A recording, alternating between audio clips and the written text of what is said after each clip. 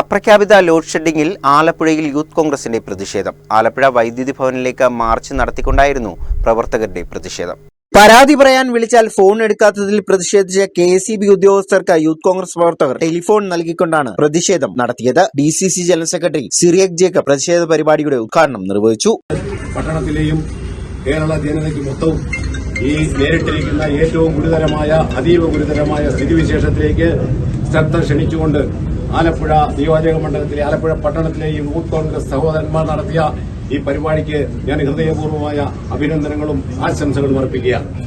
നമുക്കറിയാം, മുൻ പ്രാസംഗികരൊക്കെ സ്വാഗത പ്രാസംഗികനാണെങ്കിലും അധ്യക്ഷനാണെങ്കിലും കാര്യങ്ങളൊക്കെ വളരെ വിശദമായിട്ട് പറഞ്ഞു. ലോഡ് ഷെഡിംഗ് ഇല്ലാത്ത, പവർ കട്ടില്ലാത്ത 10 വർഷം.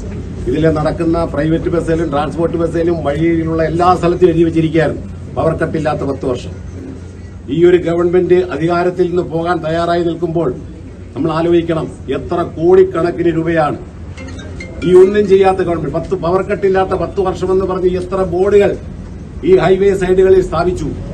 നമുക്കറിയാം, എല്ലാം ജനങ്ങളുടെ കണ്ണിൽ പൊടിയിട്ടുകൊണ്ട് നടത്തിയ ഇമ്മിക്കുകളാണ് നമ്മൾ കുറെ നാളുകളായിട്ട് കണ്ടുകൊണ്ടിരിക്കുന്നത്. വളരെ കുറഞ്ഞ വിലയ്ക്ക് കറണ്ട് വാങ്ങാനുള്ള ഒരു സംവിധാനം ഉമ്മൻചാണ്ടി ഗവൺമെന്റ് ഇവിടെ ഉണ്ടാക്കിയതായി നിങ്ങൾക്ക് എല്ലാവർക്കും അറിയാം. റെഗുലേറ്ററി കമ്മീഷൻ അതിനകത്ത് ചില സാങ്കേതികത പറഞ്ഞുകൊണ്ട് ആ കരാർ റദ്ദാക്കുകയും അതിന്റെ ഇരട്ടി വിലയ്ക്ക് കറണ്ട് വാങ്ങി ജനങ്ങളെ കൊള്ളയടിക്കുകയും ചെയ്ത ഒരു സർക്കാരാണ് ഇതിൽ കടന്നു പോകുന്നത്.